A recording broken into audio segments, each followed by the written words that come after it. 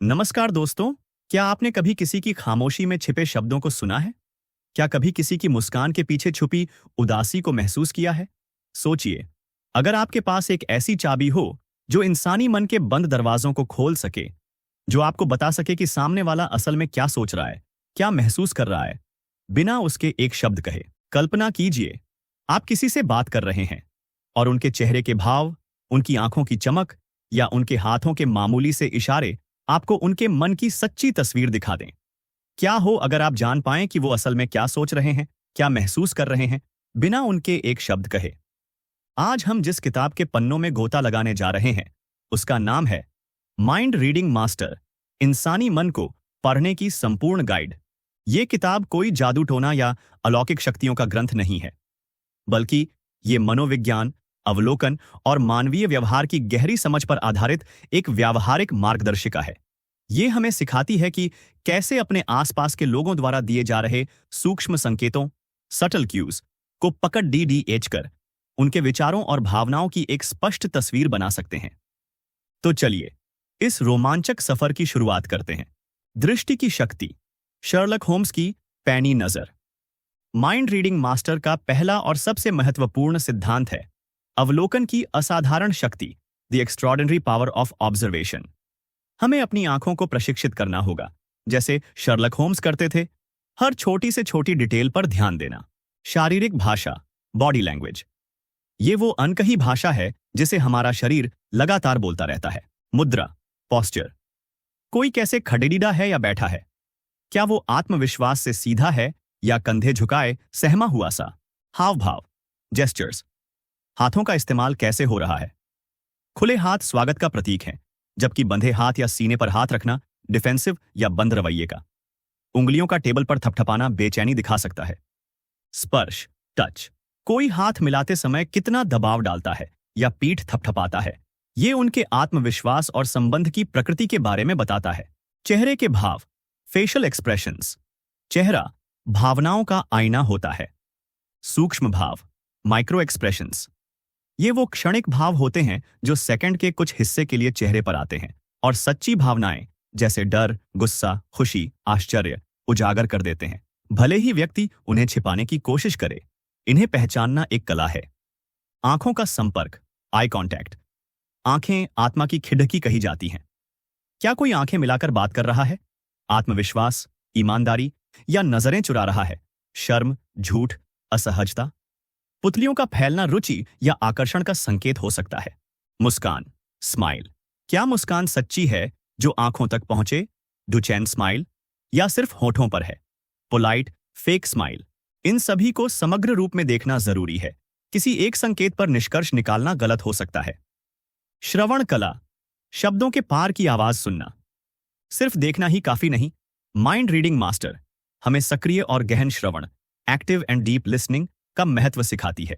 हमें सिर्फ शब्दों को नहीं, बल्कि उनके पीछे छिपी भावनाओं और इरादों को सुनना होगा। आवाज का लहजा, टोन ऑफ वॉइस, आवाज का उतार चढ़ाव, उसकी नरमी या सख्ती बहुत कुछ कहती है। क्या आवाज में व्यंग्य है, उत्साह है, उदासी है या गुस्सा।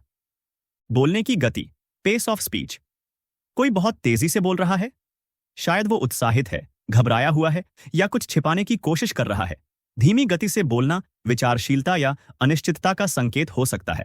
शब्दों का चुनाव, चॉइस ऑफ वर्ड्स, लोग किन शब्दों का प्रयोग करते हैं, क्या वे औपचारिक भाषा का प्रयोग कर रहे हैं या अनौपचारिक, क्या वे सकारात्मक शब्दों का प्रयोग करते हैं या नकारात्मक।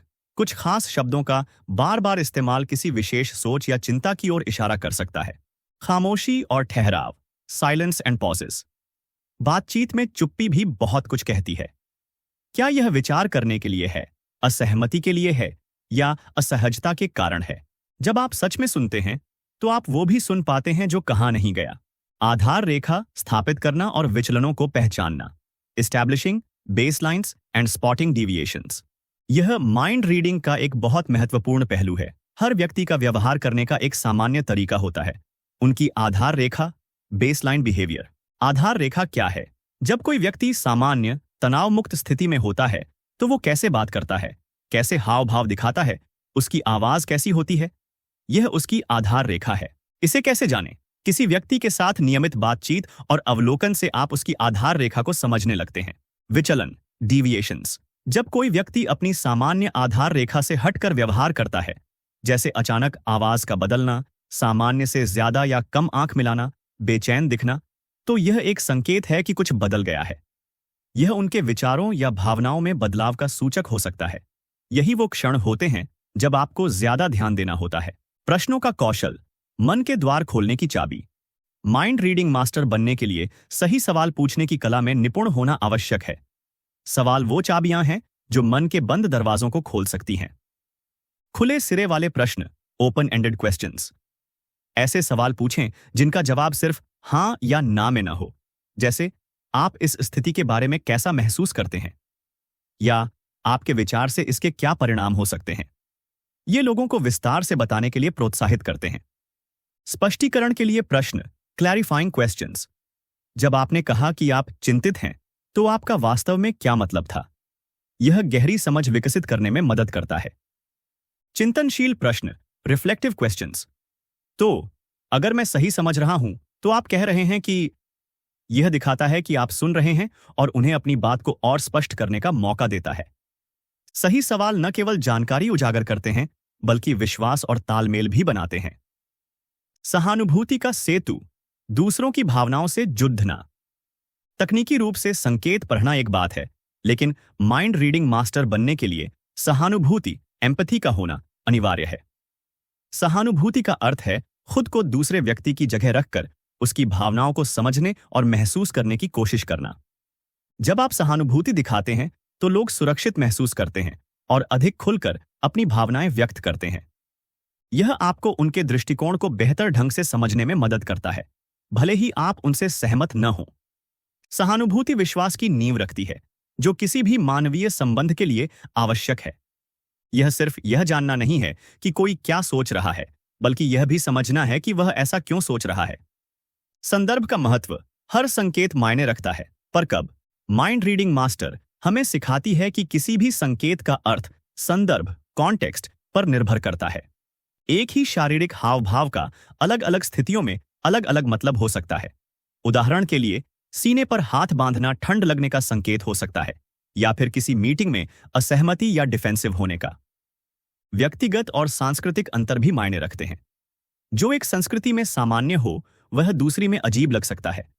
इसलिए किसी भी निष्कर्ष पर पहुंचने से पहले हमेशा स्थिति, माहौल और व्यक्ति की पृष्ठभूमि को ध्यान में रखें। विसंगतियों को पहचानना, जब शब्द और शरीर अलग कहानी कहें। एक सच्चा माइंड रीडिंग मास्टर विसंगतियों, इनकंसिस्टेंसीज को पकड़ डीडीएचने में माहिर होता है। यानी जब किसी के शब्द उसकी शारीरिक भाषा या आवाज के लहजे से मेल नहीं खाते। उदाहरण, कोई कह रहा है, हां मैं बिल्कुल ठीक हूं, लेकिन उसकी आवाज कांप रही है, आंखें नम हैं और वो नजरें चुरा रहा है। यह एक स्पष्ट विसंगति है।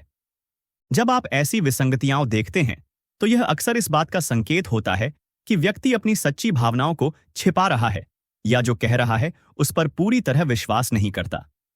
यह वह जगह है जहां आपकी अवलोकन क्षमता और सुनने की कला वास्तव में परीक्षा में उत्तीर्ण होती है।